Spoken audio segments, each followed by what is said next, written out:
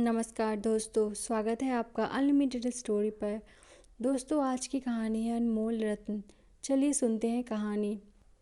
बृजमोहन जी अपनी पत्नी के साथ अपनी रिटायर्ड जिंदगी बहुत हंसी खुशी बिता रहे थे। उनके तीनों बेटे अलग अलग शहरों में अपने अपने परिवारों के साथ रह रहे थे। उन्होंने नियम बना रखा था, दिवाली हो या कोई अन्य त्योहार, तीनों बेटे सपरिवार उनके पास आएंगे, साथ रहेंगे, खाएंगे, वक्त बिताएंगे और पूरे एक सप्ताह तक रहेंगे। वो एक सप्ताह कैसे मस्ती में बीत जाता था, कुछ पता ही नहीं चलता था। सारा परिवार खुशी से झूम उठता। अलग अलग भले ही रहते थे, मगर उस समय एक सप्ताह में पूरी कसर साथ रहने की खत्म हो जाती। उन सुखद अनुभव और खुशियों के सहारे बृजमोहन जी और सुधा जी की जिंदगी सुखद थी। मगर फिर उनकी खुशियों को जैसे नज़र ही लग गई। अचानक सुधा जी को एक रात दिल का दौरा पड़ा और एक झटके में उनकी सारी खुशियां बिखर गई। तीनों बेटे दुखद समाचार पाकर दौड़े आए। उनके सब क्रियाक्रम के बाद सब शाम को एकत्रित हुए गए। बड़ी बहू ने बात उठाई, बाबूजी, अब आप यहाँ अकेले कैसे रह पाएंगे? आप हमारे साथ चलिए। नहीं बहू, अब यहीं रहने दो, यहाँ अपनापन सा लगता है। सुधा की अनेकों यादें हैं। और फिर बच्चों की गृहस्थी में कहते कहते वह चुप से हो गए। बड़ा पोता कुछ बोलने को हुआ, उन्होंने हाथ के इशारे से उसे चुप कर दिया। बच्चों, अब तुम लोगों की माँ हम सबको छोड़कर जा चुकी है। उसकी कुछ चीज़ें हैं, वो तुम लोग आपस में बांट लो। मुझसे अब उनकी साथ संभाल नहीं हो पाएगी।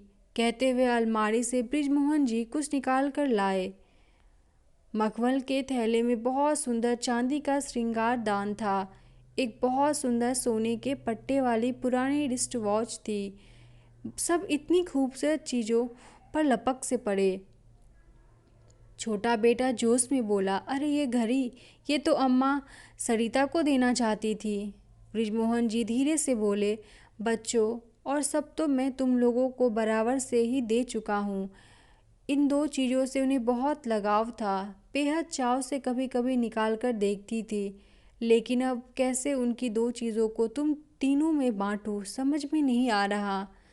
सभी एक दूसरे का मुंह देखने लगे। तभी मंझला बेटा बड़े संकोच से बोला, ये चांदी का श्रृंगार दान छोटे के अनुसार वो मीरा को देने की बात करती थी, तो वह ले ले, और सोने के पट्टे वाली रिस्टवॉच मंझली बहू को तो वह ले ले, पर ऐसे तो समस्या तो बनी ही रहेगी। बृजमोहन जी मन में सोच रहे थे, बड़ी बहू को क्या दूं? उनके मन के भाव शायद उसने पढ़ लिए।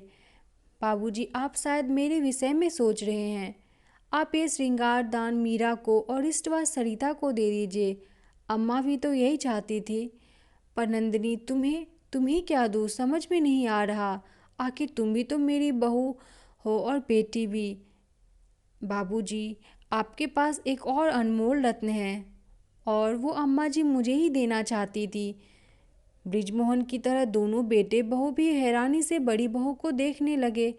अब कौन सा पिटारा खुलेगा और कौन सा वो अनमोल रत्न है जो बड़ी भाभी चांदी के श्रृंगार दान और सोने के पट्टे वाली रिस्टवाच को छोड़कर उस अनमोल रत्न को पाना चाहती है। जरूर बेहद कीमती या अमूल्य होगा। हे भगवान, शायद हमने जल्दबाजी कर दी। सबके हैरानी और परेशानी को भांपकर बड़ी बहू नंदिनी मुस्कुरा कर बोली, वो सबसे अनमोल रत्न तो आप स्वयं है बाबूजी। पिछली बार अम्मा जी ने मुझसे कह दिया था, मेरे बाद बाबूजी की देखरेख तेरे जिम्मे। बस आप उनकी इच्छा का पालन करें और हमारे साथ चले। बृजमोहन जी की आंखें खुशी से और कृतज्ञता से भीग गई। दोस्तों, जीवन में सबसे अनमोल हमारे माता पिता, हमारे बुजुर्ग हैं। इनका आशीर्वाद, इनके अनुभव, इनकी सलाह, इनकी छत्र छाया किसी अनमोल रत्न, अनमोल धरोहर से कम नहीं है। धन्यवाद दोस्तों।